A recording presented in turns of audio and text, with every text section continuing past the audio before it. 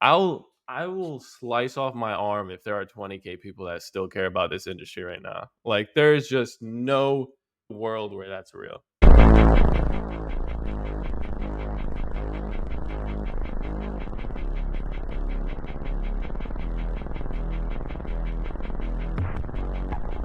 All right. I think. How do you want to start this? You want to give the people an intro? I feel like there's been a few people that haven't seen a solo episode or have never seen a solo episode. It'd be interesting to see how many people actually see this, because our solo episodes used to get like what? We were lucky. two live viewers. We were Yeah. just talking to ourselves. But yeah, like do you want to do a little intro? Yeah. I guess. What you've done? I think you have an interesting past. Maybe the exit liquidity origin story. Like the one that we always ask other people for. It's a good idea. I think we've done one solo episode in the past like 6 months, 5 months maybe, because we did one after NFT-Fi season, and before that, in between that, it was literally nothing. But before NFT-Fi, it was just solo. So it's been a while. Intro feels weird because we're usually the ones asking it, but yeah, I'll start with the. We'll start with the solo backgrounds, and then lead into the exit liquidity ones. Because I think there's some. I think we can have some like good personal clips on here. I think that's true. So my background, I got into crypto during the pandemic, like a lot of other people, because I was bored and getting unemployment money, and I started trading stocks. Started trading stocks. So stocks weren't doing it for me, so I started trading options. Options, actually, I did surprisingly well trading options, but like, it was a bull market. It was a ridiculous market too. Yeah, I used to use Unusual Whales. If you've ever, they have a pretty big Twitter account. They provide like order flow for options. So I used to use their stuff to trade options, and I was doing pretty well. I would make like a couple percent per week, per month. But then I found crypto. What were you trading? I was trading like options wise. I remember like I would trade Boeing pretty often, Nvidia. I hit big on like some Tesla calls early because like the whole Wall Street bets thing. Yeah. Nice. I didn't even know this. It was actually like over the span of like 4 or 5 months, I think. So it wasn't like a short time. But yeah, then I found crypto, and that was like, you're making it, if you do it right, you're making like multiples in a single day. So I was like, this is like way better. What was like the first part that you saw? Like, was it like someone hitting big, or was it like? I honestly looked into it because when I first got my Robinhood app, I bought Ethereum because I don't even remember why I bought it, to be honest. I didn't buy Bitcoin. I didn't buy anything else. I just bought Ethereum, and I bought it at like $200, I think. And I didn't know what it was, but I only started looking into it actually when I saw it was like $1,200. Because I was like, damn, this thing has like 6x my money, and I don't remember how long, but not a long period of time. So I was like, I need to figure out what this is. Like, it sounds cool. It's making me money. And then I had this one week where I was at a friend's house where I just like learned what blockchain was and like what Ethereum was. I was looking into different dApps. I remember the first 2 dApps I looked at were OpenSea and Dark Forest. Dark Forest was like it's still around. It's on mainnet. I didn't play it. I couldn't play it because gas was expensive. Yeah, that's the game. It's right? I think it's like an adventure type game, like decision based stuff. I honestly barely even played it. But yeah, I found out how expensive gas was after a while, and I was like, damn, like this seems really cool, but I can't use it. And then I found Solana, and then I remember yield farming. I distinctly remember learning what yield farming was, and it was my birthday. Were you on Twitter? But I wasn't on Twitter then? Twitter. I was just were you getting? I had a different account than I have right now. I deleted that account way back when. It was like a personal. So where did you see the I phrase don't yield think farming? I don't think I knew. I don't think Was I it called it Twitter? yield farming back then. I think I remember when that first week when I like learned about everything. I also learned that like Twitter was the place to be for crypto, and I just like looked up different accounts and started following them. And I remember who it was. It was Kaleo, who Shit. mentioned Solana. He was like, Uh, he said something about how like Solana is going to be the next big thing after like using it for 5 minutes. So I was like, all right, let's check it out. And then I found like Radium, and I found out you could earn like 300% APR farming Soul Ray. And I didn't know what impermanent loss was. There was like no guide or disclaimer or anything. So I was like, fuck it, like let's do it. And then I distinctly remember on my 21st birthday, I was telling Josh about yield farming on Radium, um, like while we were waiting for dinner or something. Where? where? Yeah, it was at like some Oh, restaurant. okay. Yeah, I was Yeah, like like telling him where are about you it, and talking he about was like this? blown away. And like I didn't know what the hell it was. I just knew it was 300% APR. I was like, yeah, dude, I check it every day, and like each day I have a little bit more money. Um, so yeah, I was a Solana kid for a while. I spent a lot of time on. I moved from Radium to like Serum to it used to be Soul Farm. It's now like Tulip. It's like beefy for Solana basically. Um, Found Luna. The whole Luna thing happened. I bought Luna at like $4. I thought it was so smart. I dumped like 2 grand into it. Oof. And at the top that was like I was like close to 6 figures, and like I was, I had like no money to my name ever until then. Obviously, I lost it all because when I took profits into UST on Anchor, which is like, that's not taking profits. Um, so yeah, the whole actually Luna collapsing was When did you decide that you wanted like a gig in the probably space? December. Or do you Yeah, want to no, jump I kind over of skipped the over that. No, no, no, I can talk want to about it. jump over the job? I think so. Like, I had some Okay. different, like, weird jobs here and there. Like, Because you were yeah, graduating from college yeah. at the I was time. early in So my like senior you year of were college. I did some like dashboards for Flipside, and like I did this one report for like DopeX. It was just like weird shit here and there, but I didn't really like commit to it until like the end of the year. So like December 2021, 2021. Yeah. Um, at that point, I was like, what I did was I bought a LinkedIn premium subscription, and I went on LinkedIn, and I knew I didn't want to code. I knew I didn't want to be like uh in design or like anything super technical. So like my options were literally just like writing or like VC analysis. Um so did you know what I mean, for me, I didn't even know what no, I didn't VC like either. really meant back I didn't then, either. I just knew let that alone in every like crypto. website I went to had like this banner at the bottom with like a bunch of VC names on it. So I was like, oh, they must be important. Yeah. Yeah. They must be Um doing something. yeah. Turns out they Some don't of do them do. anything. Some of them do. Um but yeah, I went on LinkedIn. This is actually if this is like some of the best, like one of the best things I ever did for my career. I bought a LinkedIn premium subscription. I went on LinkedIn and I just DM'd every single like GP, partner, analyst, whatever of any fund I could find. I only DM'd like 100 people, but I got like 25, 30 replies, and I connected with like 10 people just doing that.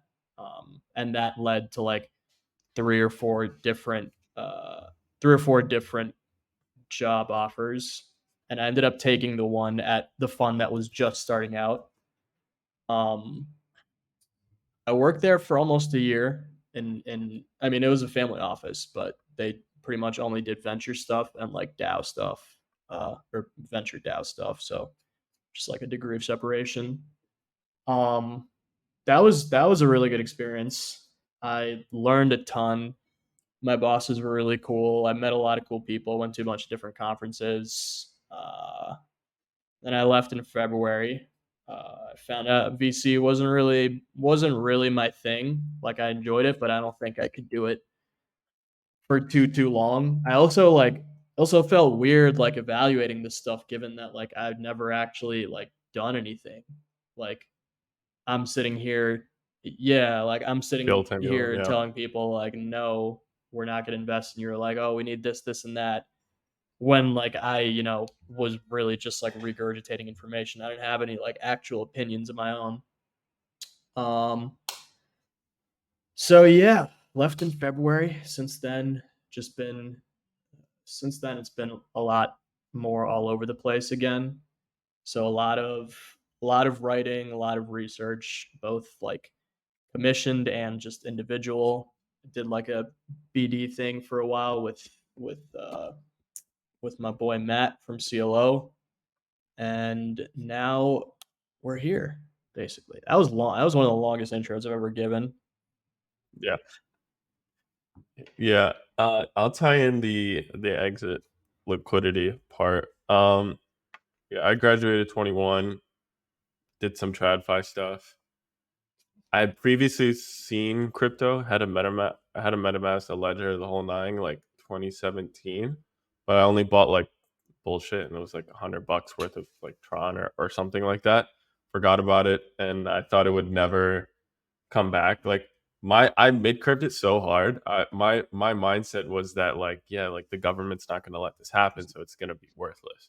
And then 21, I went on a road trip. Buddy of mine was like making a bunch of money on Bitcoin, and then I was like, okay, let me take a second look at it. Um, I don't know where I got involved in Twitter. Like that's the thing that always like I feel like no one ever has the answer for, like how they got on like Twitter and like CT. But I eventually found my way there. I also did the LinkedIn route, which is how I met Ali. Cole DM'd him because he had like a Masari. And so I left my TradFi job because I thought I was a genius. I was making a bunch of money, and I saw like I was basically trying to arb like the traditional banking system through Luna USD.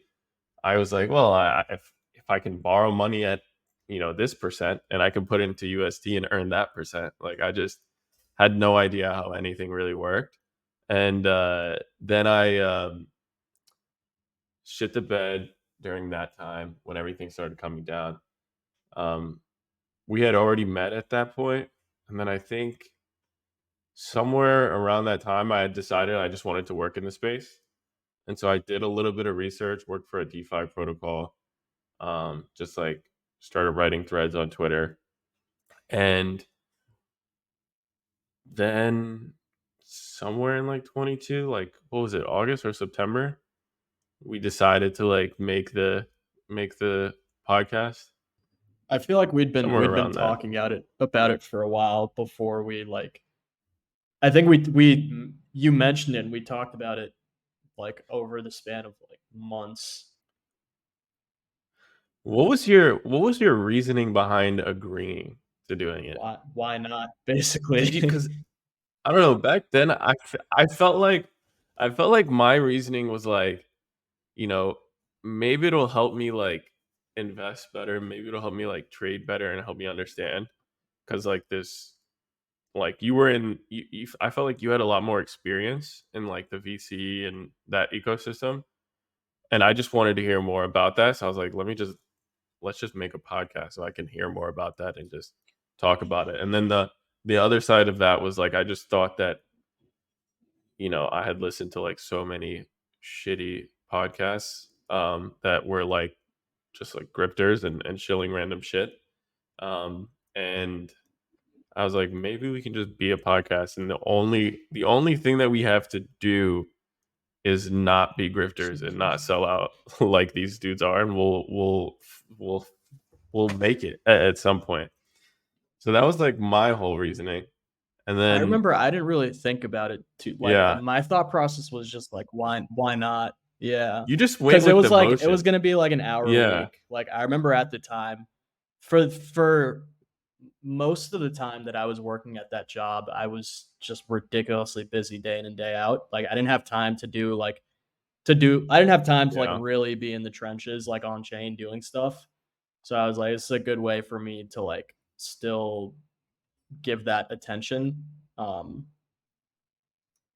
But yeah, I guess I didn't really think about it. I didn't even consider it like as a podcast. I just consider it as like a place to talk. And like I also I wasn't even sold on the idea of having like a proper brand and having a proper like account behind it. To me, it was just like a call, you know?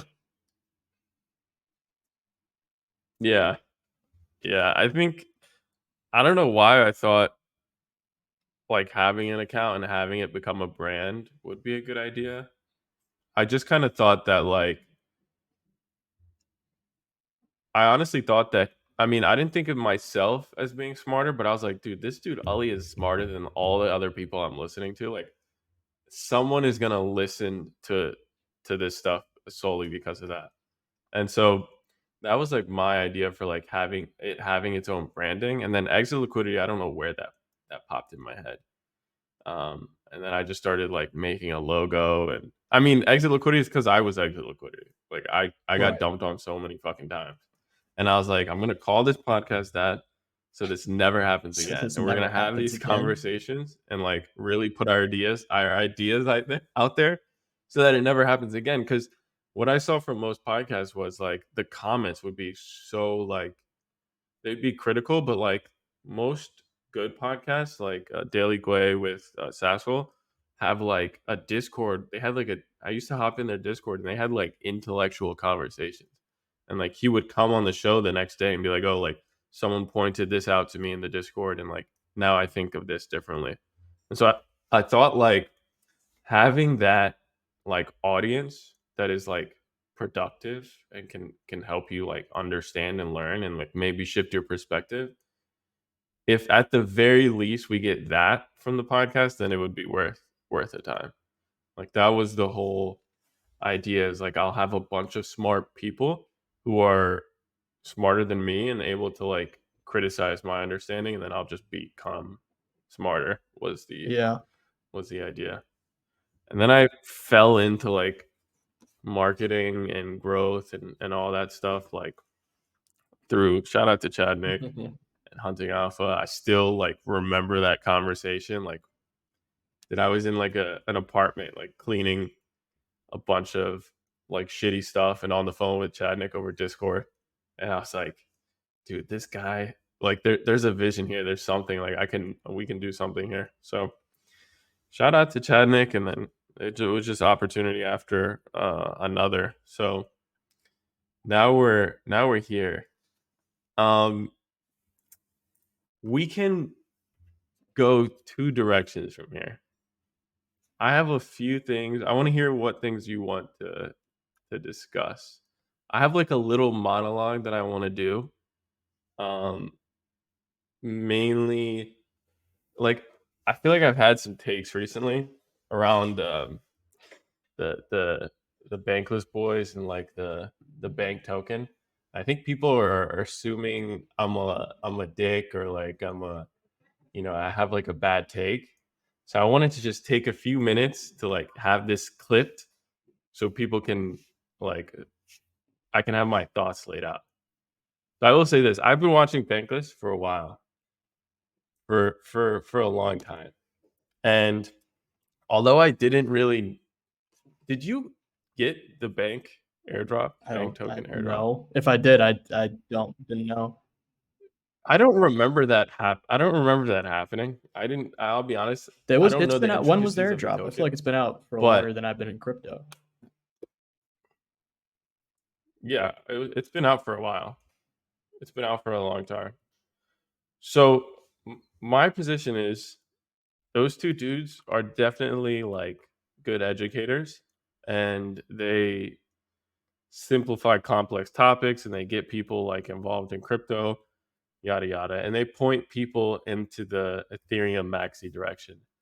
That's a double-edged sword. I think having that bias kind of limits. But they're Ethereum creators. Abilities. I think that's fine. But like they're not. If we're being honest, they're not like crypto, like blockchain creators. They're Ethereum creators. Yeah, but their business. But the thing is, as we've done this, I feel like you and I have learned a lot about kind of the incentive structure inside this space and like where attention falls into that category. And a lot of people on crypto Twitter sell out for a lot less than everyone would assume. I will say that is one of the most major aspects that, I mean, like, you enter this space from day one, you have no idea what a KOL is. You have no idea what the VC like inner workings are. You have no, like, there's no like education on that. So I do want to say most of these people that you'll see write threads are selling out for like 500, maximum like 3K. That's high. Maximum 3K. 3K. 3K is rare, I And feel like. I will say, like, it is very rare. I will say to the people that are doing this, no shit, like no hate to those people. You know, you get to live a life of just kind of chilling and being in the space and relaxing. My problem is the big media arms and the big CT influencers already have an influx of like insider information that puts them on a trading level way above the general public. So that's one point. So to take that power and to take that like kind of like ability to have an audience and have these like have this insider information and then decide to like shill harder for like a couple grand or 500 bucks, I think is kind of a dick move, but you know, to each their own. Also, and this is all before I get into the Bankless stuff. When people decide to look at a project, forget fundamentals, and like you see like a hype project and you're like, damn, this thing got so many views on Twitter. Take a look at the retweets. Everyone needs to do this exercise of taking a look at the retweets. And if you look at the accounts that are retweeting and 90% of them are just 5 followers and all they do is retweet other tweets, those are bots. So everyone take that into consideration, that 90% of these protocols and influencers are botting the fuck out of their accounts. And the meta has been, in case anyone isn't aware, the meta has been bot your new project to 20K followers and then you verify with the blue check mark, because if you bot while you're verified, then it's like you get your account banned. So the people who don't know that mechanism exists and look, because let's be honest, a new project comes out today and they boom have 20K followers. I will slice off my arm if there are 20K people that still care about this industry right now. Like there's just no there's no world where that's real. So let's lay that out. Now to the Bankless dudes, circling back. Again, I think they're good guys. I think they're plus EV for the space overall. But if anyone knows about like the Chamath guy, the ex Facebook guy from All In, and the idea of like the meta that he tried with SPACs, right? And the whole meme of like I'm in the arena, et cetera, when he was called out for doing all those SPACs. The lesson I think people the lesson that Dan Romero from Farcaster said is that nobody wants an apology from Chamath for him like doing the SPACs. Just acknowledge the L. Like he's never acknowledged the L. He's just like, oh, I'm in the arena trying things. Like, you know, I don't have to apologize. No one cares for an apology. And it's the same premise that is with this like Bankless token. Every rebuttal I get when I try and most of my dunks on the bank token are a joke. Like I've never had bank token. I don't care. My idea is like their rebuttal is we were testing things out with a DAO.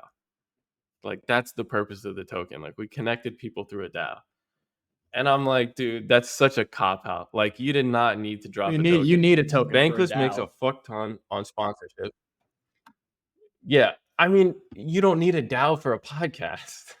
You don't need a DAO for a podcast. I'll never agree to that being a reality. I mean, Discord exists and roles exist in there for like a reason. Sassel and Daily Guay have been in this space for God knows how long. He's had a following. He's done like 700 episodes, and he would never drop a fucking token. So to say that you were just experimenting, but I don't does think not that make that's any sense. I don't think that Second of that's all, like, I think that's a common take now. I don't think it was back in 2021 when they launched. Like, it's easy to say now, like, oh, that listen, was. when they launched, but think about it. The way I think about it is the examples of other people that have been in the space longer than me, and I think the best example is Sassel.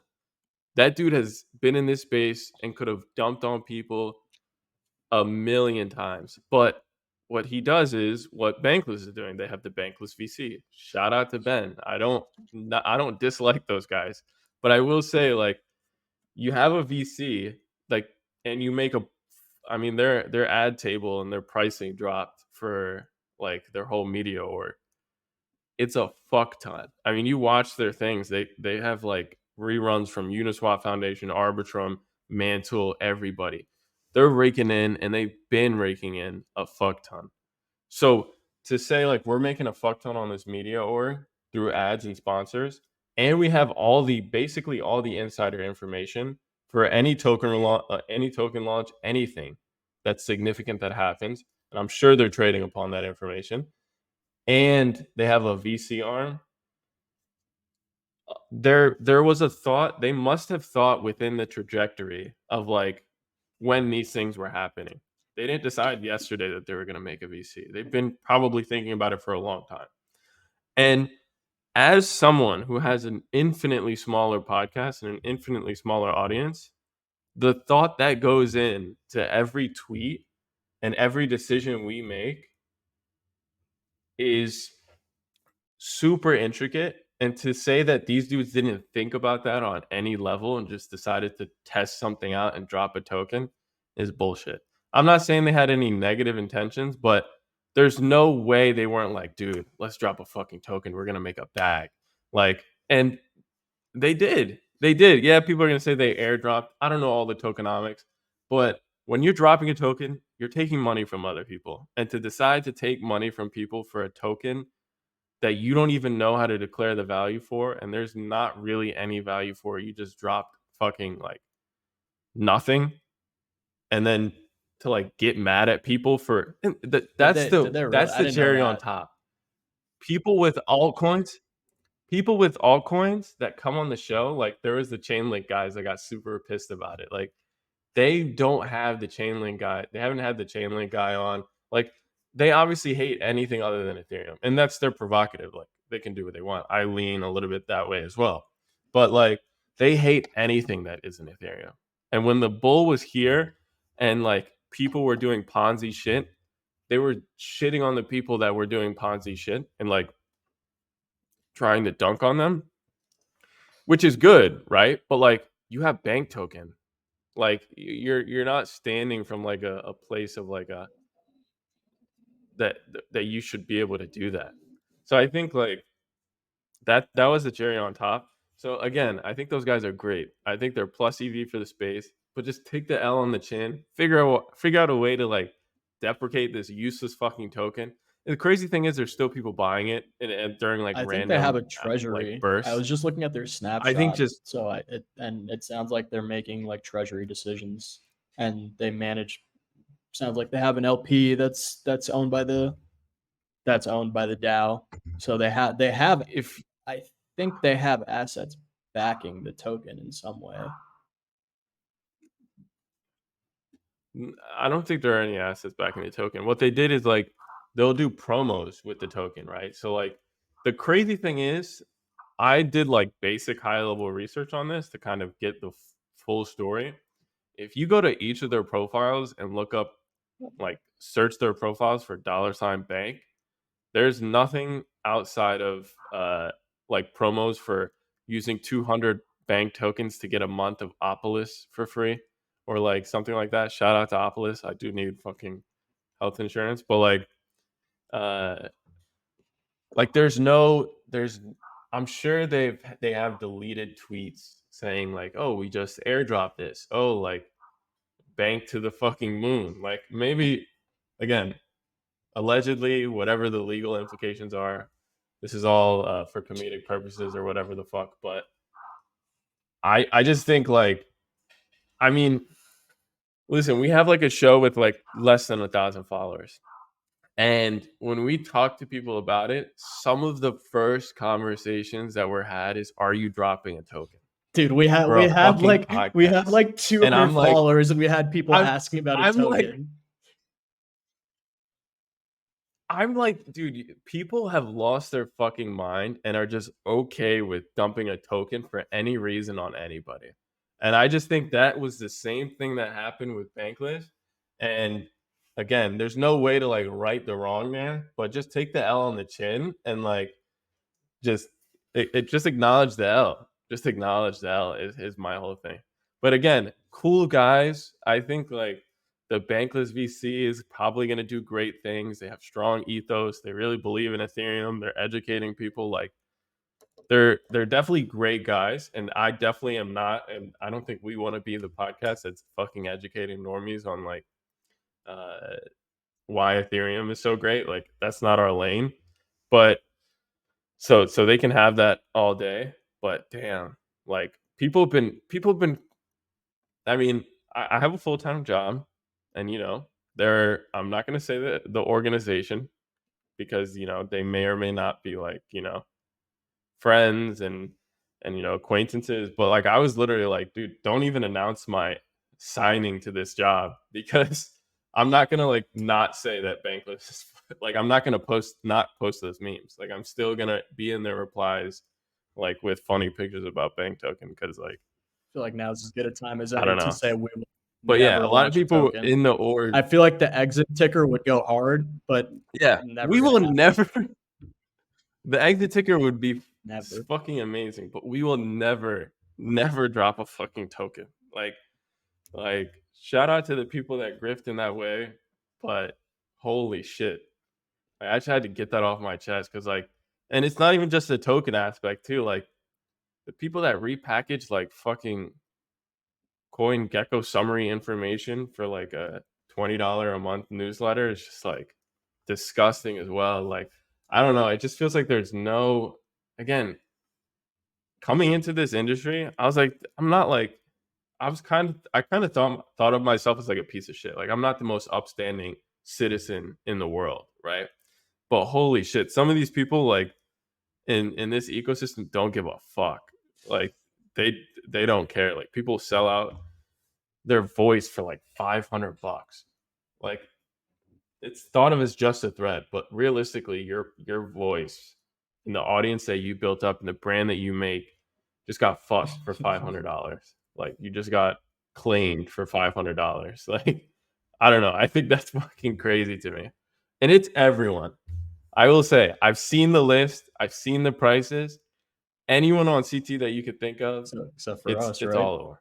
I It's all mean, of them. if you could Except for fucking us. The crazy thing is, we have no followers. We have no following. Like the minimum people get approached for this kind of stuff is like 2,000 followers, but people have still approached us.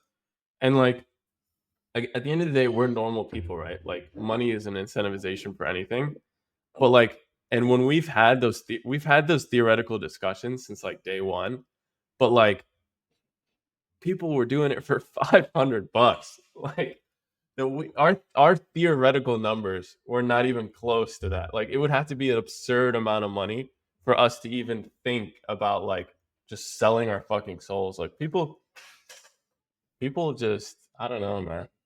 what do It's you just sad to see, honestly.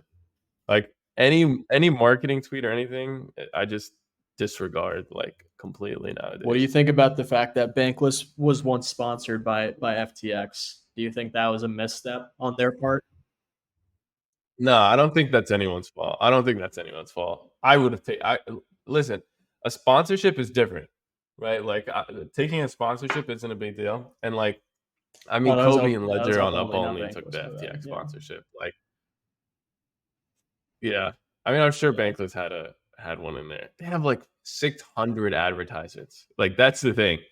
Their podcasts have like 6 minutes straight of just ad slots, like within the first like 20. But yeah, again, cool dudes. But like, yeah, no, taking an FTX I sponsorship feel is like like, people forget how like FTX was If like BlackRock a and poster Sequoia boy. supported Like it, up until like yeah, literally like a year ago, literally a year ago to this day, pretty much. FTX was like the golden boy. Like Sam was like Sam could do no wrong. Basically, it was like popular opinion. So like, yeah. I feel like people give. I've seen people like try and give shit to Up Only for taking that sponsorship, and it's like, dude, like, Nah, you can't. You can't. You can't. No, that's my whole rant. Do you want to? I think you had some takes on like the friend tech and the friend tech forks. I also think like just take when you're browsing through Twitter and you see someone recommend a friend tech fork, just take a look at their fucking profile. Or if you see someone shilling like Solana heavily, just look at their profile. 9 times out of 10, they're building the chain that this friend tech fork is built on, or they're building like a partnering protocol or something. Like I saw Maestro, and Maestro is like a decent CT account, and he was like shilling this friend tech fork on Mansell last week. And I'm like, dude, if you're Mansell with that much money, that but he is the works at last Mantle. thing you should It's be doing, different. So like, is it's not making like a he was friend tech like, fork. Yeah, yeah. Yeah, I know. He's shilling it because he works there. But like the people that see it see DeFi Maestro and they don't look at his profile. They're like, holy shit, it's a friend tech fork. Like I gotta hop on Mantle and bridge over. And that's the purpose of him tweeting that shit out. I can't Like I'm imagine telling you, being that's what like it is. just being that like I don't know, just like airheaded. Like, That's how I yeah, was, dude. That's why I the guess show's yeah, called I Exit definitely been that. Liquidity. It's just having come That's so why the far now. show I is can't called imagine Exit seeing Liquidity. something like that and just being like, oh shit, like I gotta get my funds over there. Yeah, I know, but that shit got a lot of impressions. Like I'm sure there was like a handful of people that really just like bridged to Mantle solely because of that tweet. And I think Mantle's great. But like just take a look. And then that fucking guy on holy shit. Like that Merc guy on Twitter is just like crazy with the Solana bull posting. Like absolutely nuts. I don't think that that's like And then I you don't look think at his that that's like profile and genuine. I think he knows what he's doing because he gets a shit ton of engagement. no, he does. He does.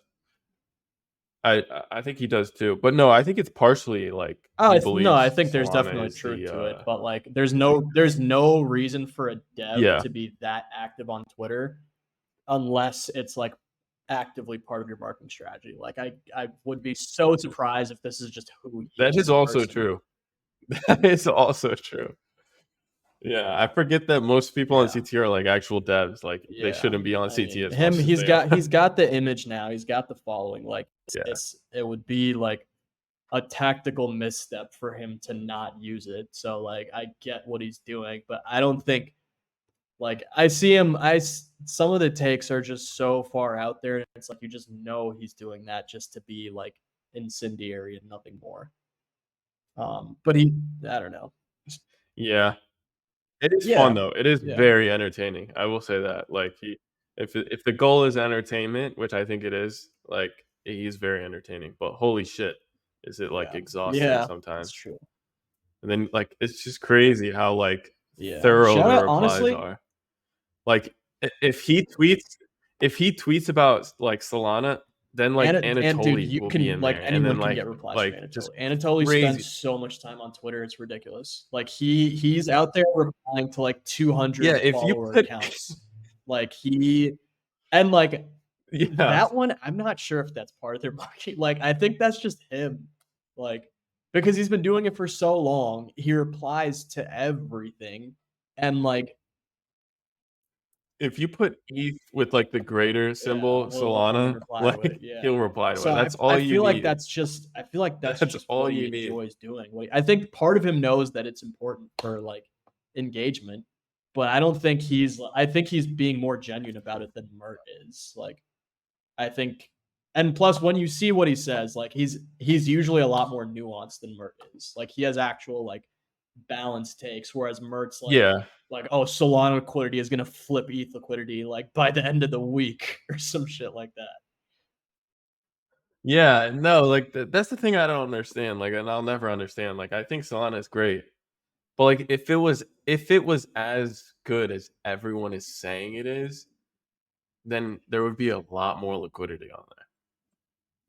Like, it's still we're gonna not get back as into the good as they Solana say it debate is. on this And one. so, no, I, I don't. I like Solana. I love an underdog story. You know, I like the community. Actually, I'll say this: I really don't like the community. I think the I don't like community the is community. like, I it's don't like cool to what the see them community like has been join over together. the years. I think that right now, like the seeds have kind of been planted for a better one in the future. But if you like, because the thing is most of what Solana was in the past was just like NFT flipping. So you end up with a lot of these like The marketing thing is, advisory, like NFT founders. Like, first of all, NFT founder is not a real job. If you're an NFT founder and you're not one of 5 people that I can name, you don't have a job. You're unemployed. Um, Second of all, like, yeah. But that's also funny because like some people call us founders of exit yeah, liquidity. I'm yeah. like, dude, we. Yeah. I guess, but I don't see it that way. I But don't when I consider first heard that, I was consider this like, to be like my job. yeah, But yeah, just because of like yeah. where people made money on Solana in the past and what was popular. Is that? Can you hear that in the background? Is that loud? Yeah, a little bit. Yeah, just because of where money was made in the past. Like a There's like someone TV? outside ringing a bell. They're like selling fruit or some shit. I don't know. I'll close this door in a second. Um, Oh, yeah, okay.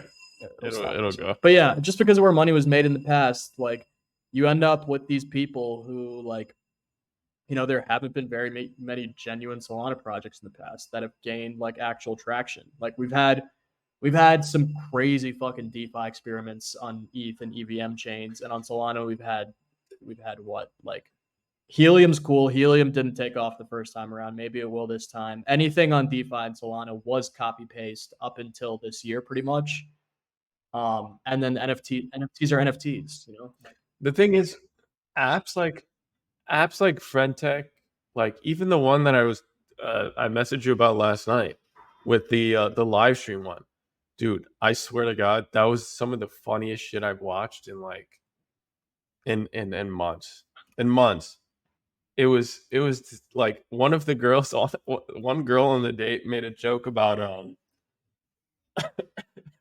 like she's into like swimming in pools, and then it was like an elongated joke about liquidity pools and like mem pools and like it was like a crypto dating liquidity pool real life pool joke.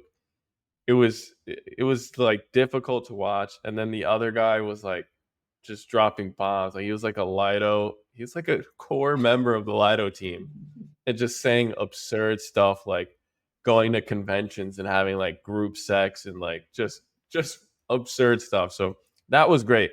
But stuff like that, like social apps that are like on the frontier, were supposed to be the thing that was built on Solana. I don't know if I'd say Like that. Mert and all these guys. Now, come on, dude. They were the ones talking like, "Oh, we have STEPN.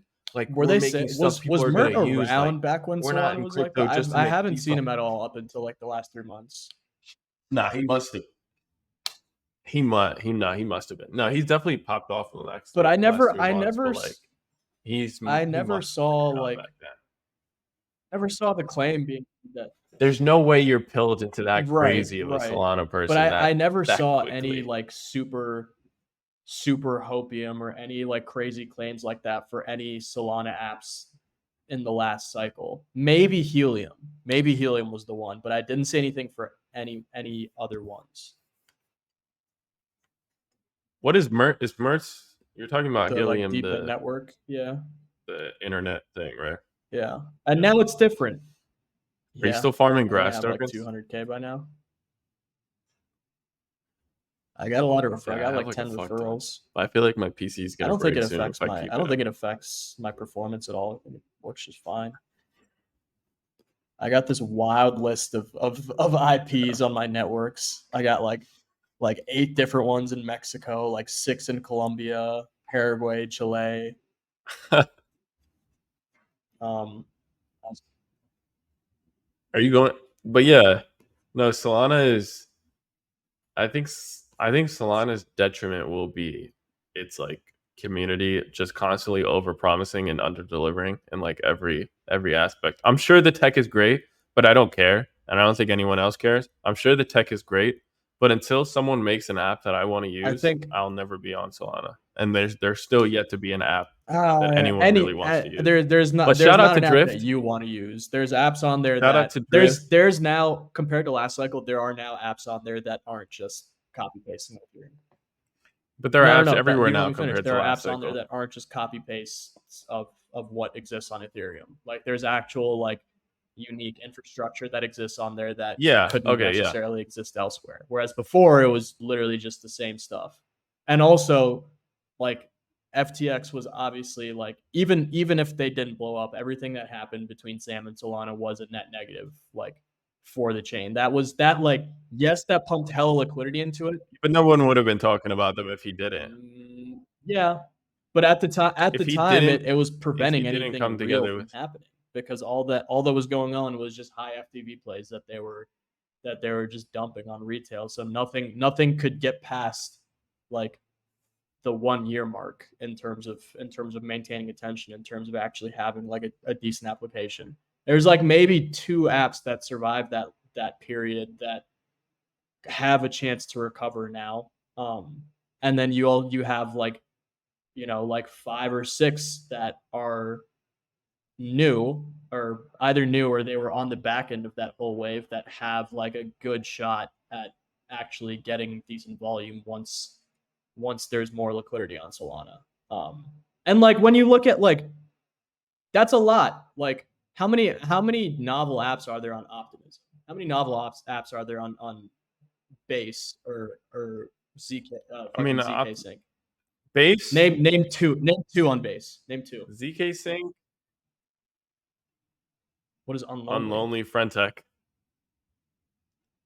Unlonely is a live streaming one. I was just Frentech was the only. It's a progressive web app. I get to look at it on my phone. All right, so there's 2. Cool. Like ZK Sync has 0. Optimism has. Yeah, I mean, 1. I get your point. But I think that's the regular, like that's what you sign up for when you create a new chain, right? You sign up for like having to like give people a reason. Like we still have no reason to get on Mantle, like 0, absolutely not. Like they have to, like I just don't get the idea of like not creating those reasons with that much fucking money before the fucking chain goes live. I mean, like open it to developers, have them build shit, incentivize them to build shit. Incentivize them to build cool shit. Don't just wait for another VE33 fork or like wait for a fucking Uniswap fork and start funding that shit.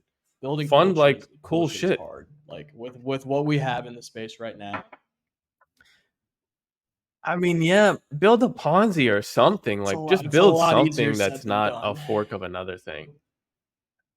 Like, I mean, is it though? It's all EVM based. Like they're not building anything. It's not on Mantle. Where is it being built? Like there's no, you can't, you like when it comes down to it, you just can't name that many cool things that are being built right now, or that are being built and like available to the public. Like there's a lot going on in the background. There's even stuff that is available to the public that will probably be cool one day, but isn't yet. Like it's just a lot easier said than done. Like you can't just throw money or the promise of money at an ecosystem and expect to catch lightning in a bottle. I think it takes more finesse than that. I honestly think you can. I mean, look at Base. Base didn't have incentives. Base had Base. There must have been some incentivization. No, that's what I'm saying. Is I'm saying it takes. No, not user incentivization. No, I'm saying developer incentivization. It's the fact that very sure. How it's sure the fact that Base was created by Coinbase. Coinbase obviously has all this stuff. Coinbase Ventures, Coinbase the platform, Coinbase Pro. They have their own like Web3. Coinbase is an entire ecosystem on its own. So they have access that's true. to devs and connections and people in the industry and all this other stuff. Yeah, but even with Arbitrum, when Arbitrum first came about, it was still neck and neck on like who was a successful place for DeFi. And then Arbitrum had it was GMX, still like a give and take, and I think everything. That's shifting. Yeah, but Arbitrum didn't have just Arbitrum GMX. only had From GMX. What I heard, there was like a Arbitrum just had but GMX. No, there was a cartel of there was a cartel of like developers. It was like from what nothing without from what GMX, I've heard I from promise you. people. Now it could be different. But no, there was some sentiment. There was some sentiment involved where people were talking about Arbitrum. People were talking about building on Arbitrum, why it was better to build on Arbitrum. Like, I've seen those screenshots and conversations. Like, I mean, some of these guys were talking about, like, fuck Arbitrum. Like, we're going to start telling people not to go there again. And yeah, they're probably, like, flexing a lot more power than they really had. But I saw the tweets. I saw the kind of, like, reach they were garnering, kind of, but just promoting Arbitrum as the place to be for DeFi. And that came under the umbrella of like the Tetranode guys that like building what did these they like build? Crazy projects the underneath him. Build? I think they were they built Jones' Jones. GMX. They built okay. Jones is just GMX. Jones is not just Jones GMX. would not be Jones would not be 10% of what it is today. Okay, I'm not talking GMX. about now. And Jones is still such a small part of the entire Arbitrum ecosystem. There was Dopex. They built Dopex. I like Dopex, Chill. but they've like I like Dopex, but you can't consider them a core piece of Arbitrum. Be honest. In terms of community, yes, you can say that. Like Dopex brought me over to Arbitrum, but not in terms of any metrics past that. Any concrete, any volume, liquidity. Yeah, okay. But like during the early Arbitrum, you were bridging over there because of these communities. Is my point. And that came from like their influence as like a unit kind of telling people why Arbitrum was better. It wasn't maybe necessarily true. They got lucky probably with the fact that GMX was so successful, but there was like a lot of the driving of the sentiment came from that group, and I think like they also had a good incentivization structure for builders. Without GMX, it never would have gone anywhere without that, because like yes. You think so? Yes. You can't you're not naming a single Jones is such a small piece of Arbitrum. You don't think someone would have made GMX or a version of GMX? No. Like if at that time before GMX came around, and I really wasn't there for that time. I don't remember that kind of timeline, but I know looking back at it historically what it looked like. But if you look at like what GMX was, would it have been built anywhere else at that time? Because it clearly didn't work on Binance perfectly. That's why they left. And they were probably incentivized to leave Binance and given some money by Arbitrum. That's two. And where else would they have put it? They couldn't put it on Solana because there was no liquidity. And this is what I'm saying. I think the sentiment at that time was that DeFi on Arbitrum worked better because of some kind of technical detail. But you can't. And that's what I brought on the Synthetics podcast.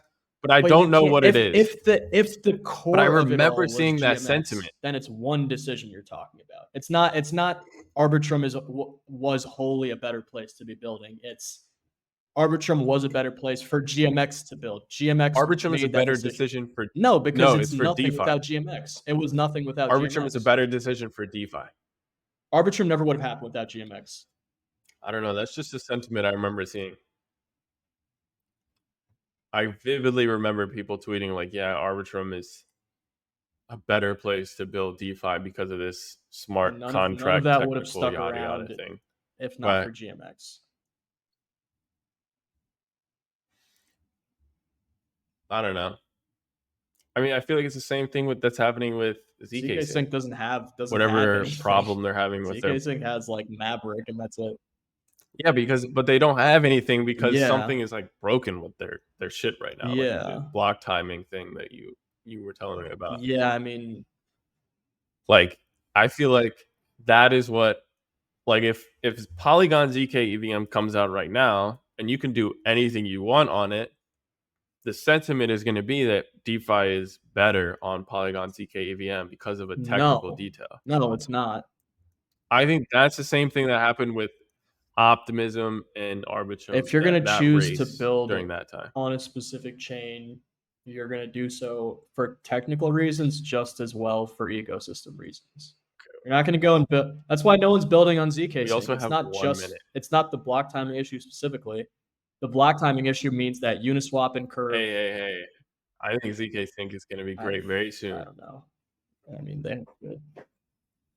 No, I genuinely, I've been a supporter of ZK Sync since I saw their podcast episode. I think the guy from Matter Labs is like super ethos driven, and that's why I pick. And I hate Polygon. I've always hated Polygon. I do think like Scroll has a potential. What's the difference between Scroll and ZK Sync? To take some mark. No idea, except for the logo. No idea. I just think they have a better logo. I don't know. I think the ecosystem you choose to build on is just as important, if not more, than the technical environment. And that's what I'm excited to like learn more about. How that process works. Like, there's incubation, there's grants, there's like all of that. I have a lot of respect for people who can do that well, because I don't think there are many people who can do that well.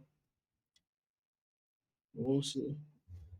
All right, I got to. No, I have. We both have hard stops, right? In an hour. Oh yeah. I got to. Damn, wait. This was fun though. We didn't even get into like this is hilarious. Hang on. This was fun. Libra. What happened? Libra tweeted. Libra migrated from V1 to V2, their token from V1 to V2, and they tweeted at noon 2 days ago saying, you have to migrate your Libra from V1 to V2. If you don't do so by midnight tonight, your V1 Libra will be. No way. If you didn't see that tweet within 12 hours, you lost your money. You got rugged, essentially. Yeah. Wait, really? You don't even have like you have to be on Twitter within this 12-hour period. Damn, that is so stupid. Is that like a tactic to drive their next token supply? I think so. I haven't looked into it in a while, but I know inflation was crazy. I never liked. I've never liked. I remember like Mochi like tweeted that he was an ambassador or something like that, and they were like, oh, it's great to have you on board. And then later on, like VX Horny like called him out for it, and he was like, oh, he was never an ambassador. Like they just denied it outright. Yeah. Any guests you want to have on? Clip this and put it out there for people. I guess. I sent you that one random dude that's friends with Cozy. I don't know. I just get that vibe from people. I feel like I don't even know if he does podcasts, but I think having VX Horny on would be funny. You know, we already did Premia. I know he's like big on Premia, but he does other stuff too. He's just like the best reply guy in the business. Let's see who else. We need to get Che on. Che's not going to come onto a crypto podcast. He's not That's a crypto. Really need to get on. He's not a crypto person anymore. Yeah, I don't know. I'd have to look into it. I'm sure that I would like to have Molly on at some point. I think she would. Yeah. From Hedgick? But I wouldn't want to talk about. I mean, I guess she would probably want to talk about Hedgick a little bit. Rather just. I saw someone talking about Hedgick being like in a bottom accumulation range. They started buying, or she started buying a bunch. People. What's that now? Oh, it's up. Who else? I feel like we've had this conversation, and I'm coming up short on like anyone that I mean, I still want Lynn to come on the fucking show. I would like her to, but I don't know.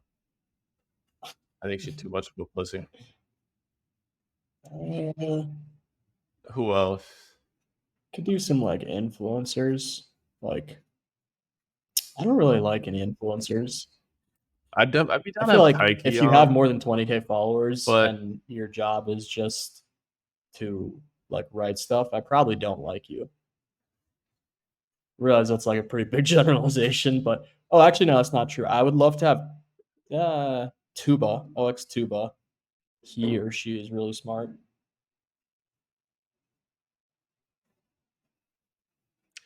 who else? I swear I'm just like blanking on everybody. I mean, Kobe. Gearbox. Kobe's. Kobe. The crazy thing is, I always think about how Kobe's like following me, and all I do is retweet exit liquidity shit. Seen it. So there's like he's seeing it. Yeah, he's seeing it, but there hasn't been anything like that has been like good enough for him to like interact with whatsoever. I think about that like on a regular fucking basis. I also want to have Ward. Oh, he only has like 8K followers. It's like this. Who's that? I don't really know. He like strikes the perfect balance between funny and smart that I've seen. He mostly talks about like infra. Oh, I want to have the bear chain guy on too. Smokey. That'd be cool. Yeah, Smokey. It'd be funny as shit to have him on a fucking podcast. And then the D Gods guy, I would like to have him on. You would hate that episode, but I wouldn't. It'd be great. I wouldn't like having NFT projects on. If it was like NFT infrastructure, NFT finance, that's different. But NFT like communities. Ew, bro. I've never had NFT finance has pissed me off. Other than Omnia from RTC. They actually made something cool, and I think it's gonna end up being like. Problem is everything's contingent on the NFT market like coming back, and nobody knows when that's gonna happen. Yeah, but I still think they're profitable and they make good money without it, without it happening. I've seen a lot of I think NFT projects and like founders and people who work in NFT just like really, really scraping the bottom of the barrel. For opium. Also, like it's. Yeah. Also, anyone that's trying to tell us who to have on this fucking show, like, unless you're, I mean, if you're in the inner circle, we'll listen in the Discord, but like, there's no way that anyone is going to be able to convince us to have anybody. So the only way to get our attention is to like, make something. I don't know if I agree with that. I'm open to like, suggestions. there's no like, you're not going to buy a spot, but if you, I mean, I'm open to suggest something to me, I'll listen. But people are suggesting and shilling based off their bags, and it's obvious. Also, anyone from fucking Blacksmith Telegram that keeps blowing up my fucking phone about starting marketing for them, that is not me. I've helped out a few times. That's not me. Feels like I have no official affiliation. I feel like we're getting off topic here. Yeah, no, dude, people have been messaging me about it during the show. They're blowing up the Telegram. Like, I love those guys, and I think Vulcan's great. Like, the project will eventually be what it is, but like, I think it's gonna be a great project if everything goes right. But like, holy shit. Fucking Chadnick tweeted about me being the marketing guy there. Oh yeah, he like tagged you in that. I forgot. Yeah, he has I gotta bounce. This dude has a hard stop at 1:30. All right, let's see you. Episode 39. That's it. You wrote 38. 39 on Twitter. Is it? Did I? Oh, that is 38. Damn, almost at 50. All right, see you.